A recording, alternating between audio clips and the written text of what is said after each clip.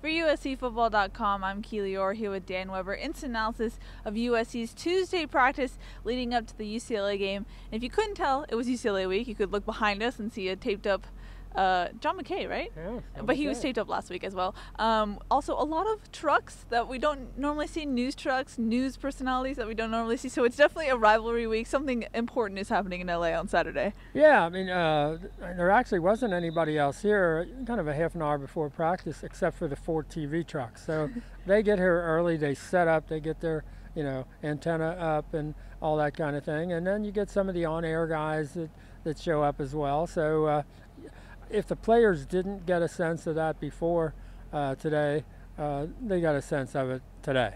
Mm-hmm. It's kind of an interesting rivalry, though, this year, because as players were asked a lot, you already won the South. This doesn't really, quote-unquote, mean anything, even though it does. So they were asked, is this a potential trap game? What do they have to say to that?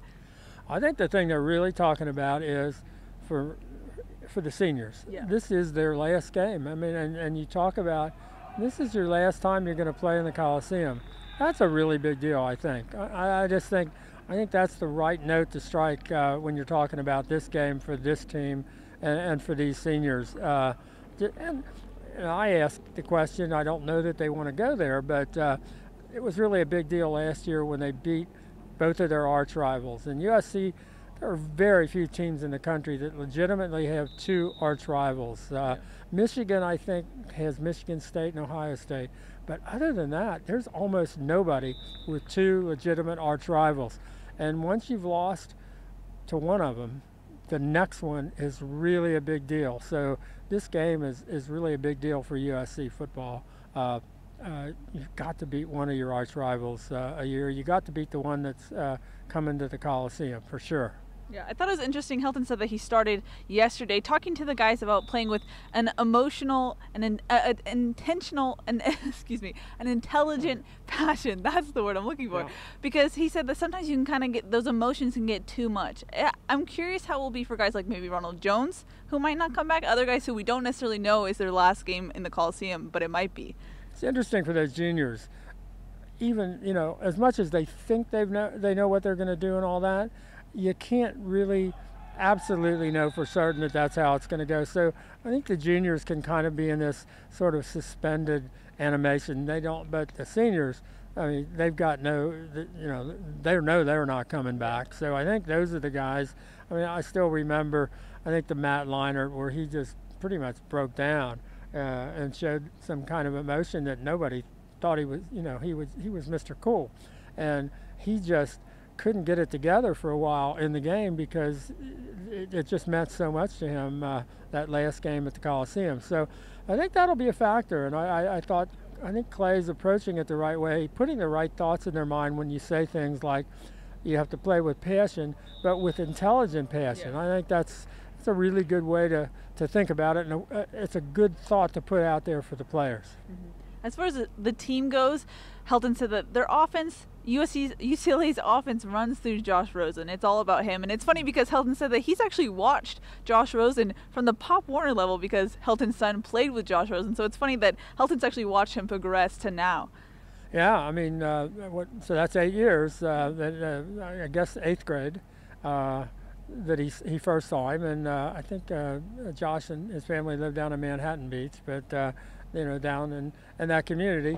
And I thought he looked awfully good last week. I thought that looked like, okay, that's Josh Rosen. He's had a few of those games. He's gotten beat up a lot, but he looked like he's ready to try to go out as a winner. And this would be the biggest win he could have in his career for sure.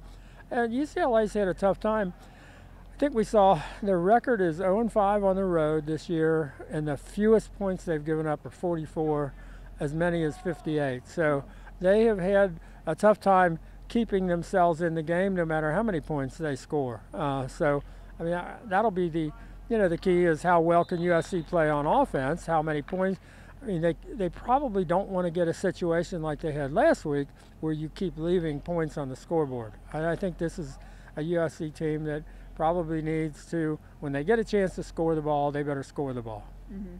As far as injury reports go, Helton said on Sunday that there were no actual injuries coming out of the Colorado game, but we did see some guys held today. Uchenna Nwosu, Rasheem Green, Chase McGrath, and Tyler Petite were all held. Tyler has a shoulder injury, same with Rasheem. Chase, like we mentioned earlier, that groin injury, and then Uchenna, I think it's his knee sprain is acting up? Ankle. There we go. But those guys were all held. Helton says that he expects them to contribute on Saturday, as well as Iman Marshall. He said we'll see some of Iman Marshall on Saturday. Yeah, I think we'll see a lot of Iman Marshall. I thought he looked really good today in practice. It's really interesting. They've got these new lightweight knee braces, and they look flexible. And I thought they ran him with the first team a lot. And the rest of those guys are in far better shape, I think, than they were this time last week. And they all, pretty well produced at Colorado. So I think they're way ahead of the game injury-wise this week. Mm-hmm. As far as the defense goes, how did you specifically see them preparing for Rosen? I think we saw a little new wrinkles today. Well, I just think they're doing a lot of quick stuff, a lot of combination stuff. I think we saw Clancy working really hard with the safeties on Brian Kennedy Field, and Ronnie Bradford working really hard with the corners, and I think they're just working at top speed. And I think that, and communicating, which they didn't do on a couple of plays, on a couple of busts at Colorado. And you can't have giveaway touchdowns where there's just, 79 yards, no resistance, nobody's there. Got to make teams work for it. You got to make teams drive for it, give them a chance to have bad plays and give the ball up. So I think there was a lot of talking between the coaches and the players in the secondary today. I think a big emphasis on being smart. Mm-hmm. While we were in Helton's post-practice presser, the new college football playoff rankings came out. USC remains at number 11, so any some far-off chance that they could be in the college playoff seems to be kind of out of the picture now. You would think so. I think you can still create a scenario where if like 7 different things happen, are they a flip a coin with somebody else who they'll probably like better? Maybe. But an awful lot of things would have to happen. And I know Rojo today said, yeah, we're thinking about it. And Sam certainly said it last Saturday. It doesn't seem like a worthwhile exercise to be thinking about it.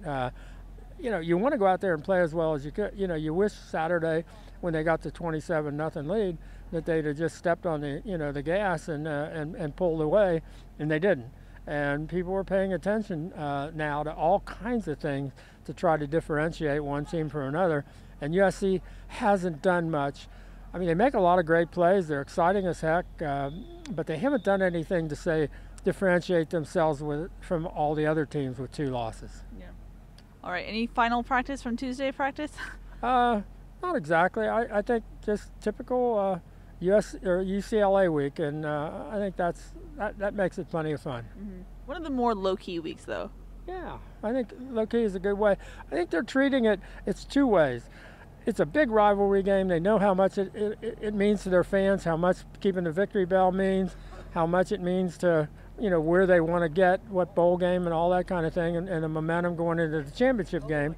But they're also telling you we're preparing for this like it's another game. And so they're trying to do 2 things at once, and I think they kind of did that today. Mm-hmm. All right, that's going to wrap it up from Howard Jones Field. For Dan Weber, I'm Keely Eure. For more, check out uscfootball.com.